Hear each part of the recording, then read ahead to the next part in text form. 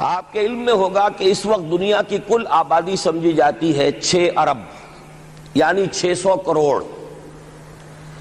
اس میں کم سے کم 120 کروڑ مسلمان ہیں امت مسلمہ. گویا کہ ہر 5واں انسان جو ہے دنیا میں وہ حضور صلی اللہ علیہ وسلم کا کلمہ پڑھتا ہے. اتنی بڑی تعداد. اس کے ساتھ ہی کتنا بڑا علاقہ جو ہے اس زمین کا وہ اللہ تعالیٰ نے اس امت کے قدموں تلے رکھا ہے. اگر آپ نے نقشہ دیکھا ہو دنیا کا تو آپ کو معلوم ہونا چاہیے کہ شمال میں جو بہت بڑا یہ نظر آتا ہے سائبیریا اور روس کا علاقہ، یہ سب غیر آباد ہے. اس طرح شمالی امریکہ میں بھی کینیڈا سے اوپر بڑے بڑے آپ کو بر اعظم سے نظر آئیں گے، سب غیر آباد ہیں. جو آباد علاقہ ہے دنیا کا اور جو زرخیز علاقہ ہے دنیا کا، اس کا کتنا بڑا حصہ ہے کہ جو امت محمد صلی اللہ علیہ وسلم کے قدموں تلے. انڈونیشیا ملائیشیا سے چلے آئیے، اس کے بعد مسلسل چاہے کہیں مسلمان اقلیت میں تھوڑے بہت ہیں، لیکن پھر بنگلہ دیش آتا ہے، بڑی عظیم اکثریت کا ملک ہے.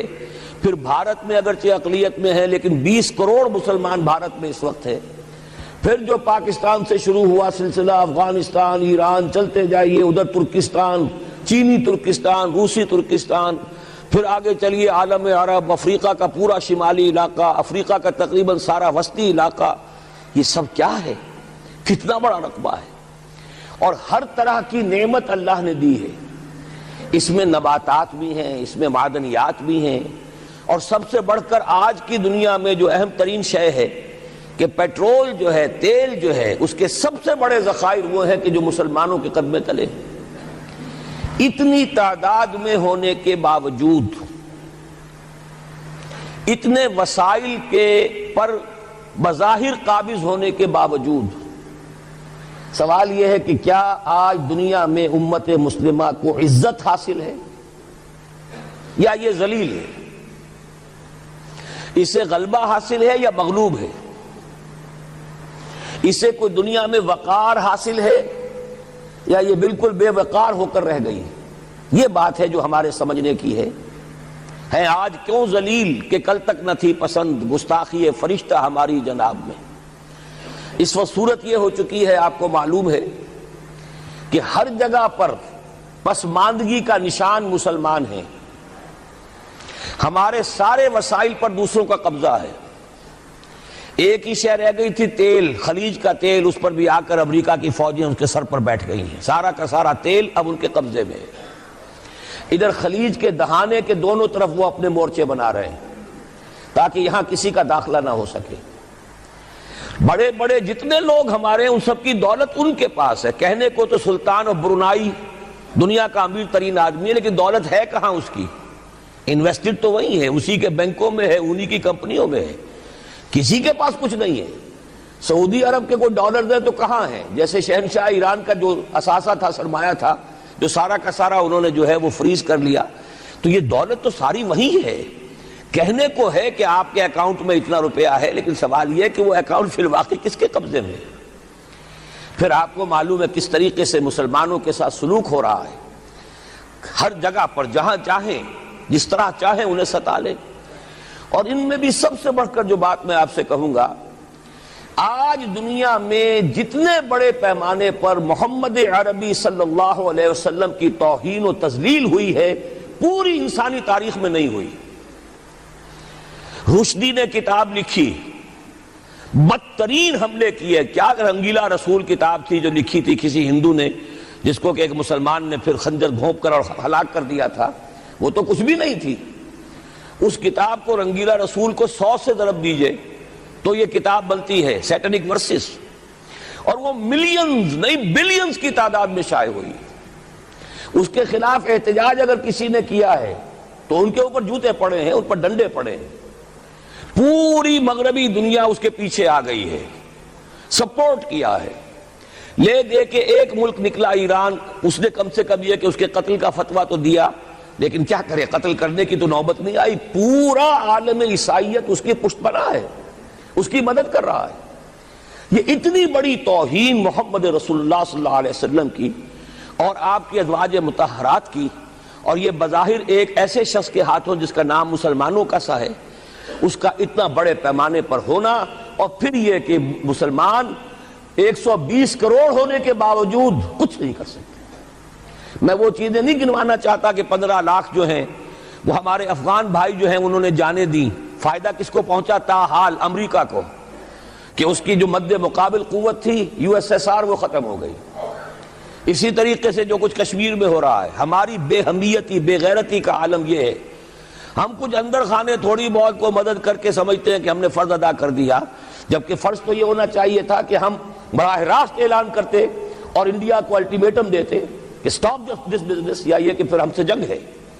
جنگ کا نتیجہ تو پھر اللہ جس کو چاہے دے گا۔ اگر انسان اللہ تعالیٰ پر اعتماد رکھتا ہو، توکل رکھتا ہو، اپنے موقف کی حقانیت پر بھی اسے یقین ہو، تو کم من فیۃ قلیلۃ غلبت فیۃ کثیرۃ، تاریخ میں ہمیشہ ہوتا آیا ہے کہ چھوٹی قوتیں جو ہیں ان کو غلبہ اللہ نے عطا کیا ہے بڑی قوتوں پر، لیکن بے غیرتی کا عالم یہ ہے، بے حمیتی کا عالم یہ ہے۔ زبانی کلامی ہم سے بڑا ہمدرد کوئی نہیں مسلمانان کشمیر کا، جس لیڈر کو دیکھو بڑھ چڑھ کر بیان دے گا، لیکن عملاً ہم کیا کر رہے ہیں؟ یہ ساری صورتحال جو میں نے آپ کو بتائی ہے، ویسے تو اب یہ کہ اگر اس میں ایک خاکہ سا میں نے آپ کے سامنے رکھا ہے، اس میں رنگ بھروں تو ظاہر ہے کہ یہ پورا گھنٹہ اسی میں لگ جائے گا، لیکن جو اس کا اصل لب لباب ہے وہ یہ ہے کہ ہم اپنی جگہ بڑے خوش ہیں کہ ہم امت مرحوم ہیں، ہم تو امت محمد ہیں صلی اللہ علیہ وسلم، ہم تو اللہ کے پیارے ہیں، ہم اللہ کے لاڈلے ہیں، ہمیں اللہ کی شفاعت، ہمیں اللہ کے رسول کی شفاعت بھی ملے گی، جنت تو گویا کہ ہمارا پیدائشی مقام ہے۔ یہ سارے جو بھی ہمارے ذہنوں کے اندر ہیں خیالات، اور یہ جو ہمارے من گھڑت عقائد ہیں، آپ سوچئے کہ جب ہم جو آبجیکٹیو کنڈیشنز ہیں، گیون کنڈیشنز ہیں، جو سامنے کے حالات ہیں، ان سے جب تقابل کرتے تو معاملہ بہت مختلف ہے۔ یہ کیوں ہے؟ اصل میں سوال جب تک آپ اپنے سامنے نہیں رکھیں گے اس کا جواب جو ہے، اب اس پر غور کیجئے کیوں ہے؟ کیا اللہ تعالیٰ کو محمد الرسول اللہ کی عزت و حرمت پیاری نہیں ہے؟ کیا محمد الرسول اللہ اللہ کے پیارے نہیں ہیں؟ حبیب رب العالمین نہیں ہے؟ کیا اللہ تعالیٰ کو کفار سے زیادہ محبت ہے؟ کیا وجہ ہے؟ رحمتیں ہیں تیری اغیار کے کاشانوں پر، اور برف گرتی ہے تو بیچارے مسلمانوں پر۔ سائنس میں وہ آگے ہیں، مالیات پر ان کا شکنجہ کسا ہوا ہے پوری دنیا پر، تہذیب ان کی ہے، تمدن ان کا ہے، ہم تو ان کے کیمپ فالوورز ہیں، نقش قدم پر چل رہے ہیں، ہم تو ان کی صرف یہ کہ نقالی کر رہے ہیں۔ تو سوچئے وجہ کیا ہے؟ کیا اللہ کو کفر زیادہ پسند ہے اسلام سے؟ کیا اللہ کو محمد الرسول اللہ صلی اللہ علیہ وسلم کی عزت و حرمت کا کوئی خیال نہیں؟ سوچنے کی بات ہے۔ ظاہر بات ہے کہ ان سوالات کا جواب تو ہاں میں آپ نہیں دے سکتے، یقیناً ایسا نہیں ہے۔ بہرحال وہ کافر ہیں، وہ اللہ کو نہیں مانتے، اللہ کے رسول کو نہیں مانتے۔ چلیے اللہ کو کسی نام سے مان لیا، گاڈ کہہ دیا، لیکن اللہ کے رسول کو تو نہیں مانتے۔ ایمان کا سارا دار و مدار تو رسالت پر ہے، اللہ کے اس کلام کو تو نہیں مانتے، اور اس کے باوجود ان کے لیے عزت ہے۔ رحمتیں ہیں تیری اغیار کے کاشانوں پر، برف گرتی ہے تو بیچارے مسلمانوں پر۔ یہ ایک لمحہ فکریہ ہے، یہ سوچنے کی بات ہے کہ ایسا کیوں ہے۔ اس کا جو جواب میں آپ کو دوں گا وہ ذرا سا کڑوا جواب ہے۔ نوارا تلخ ترمیزن چو ذوق نغمہ کمیابی، بات کہنی پڑتی ہے جب تک کہ کڑوی بات کہی نہ جائے، حقائق کو دیکھنے کی جرت پیدا نہ کی جائے، مواجہہ نہ کیا جائے، فیکٹس کو فیس نہ کیا جائے، اس وقت تک بات صحیح نہیں ہوگی، اور نہ ہم صحیح تشخیص کر سکیں گے، نہ صحیح تجویز کی طرف ہمارا ذہن منتقل ہوگا۔ میں بہت سخت بات کہہ رہا ہوں، آج آسمان کے نیچے اس زمین پر عذاب الہی میں گرفتار امت مسلمہ ہے۔ بالفعل آج ہم امت مرحومہ نہیں ہیں، رحمت والی امت نہیں ہے، امت معذبہ ہیں۔ آج ہم پر اللہ کا عذاب ہے۔ وہ کیوں ہے؟ دیکھیے اللہ کا قانون یہ ہے، اور یہ اللہ کی سنت ہے۔ میں نے اپنی ایک کتاب میں اس پر مفصل بہت مضمون لکھا ہے، قرآن کا قانون عذاب۔ ایک عذاب تو آیا کرتا تھا ان قوموں پر جن کی طرف اللہ رسول بھیجتا تھا، اِنَّا أَرْسَلْنَا نُوحًا إِلَىٰ قَوْمِهِ۔ اگر رسول کی بات مان لی تو قوم کے لیے بہت خوشحالی ہے، مبارکباد ہے، اللہ کی رحمتوں کے سائے ہیں، اور نہیں مانی تو بربادی ہے، تباہی ہے، خاتمہ ہے۔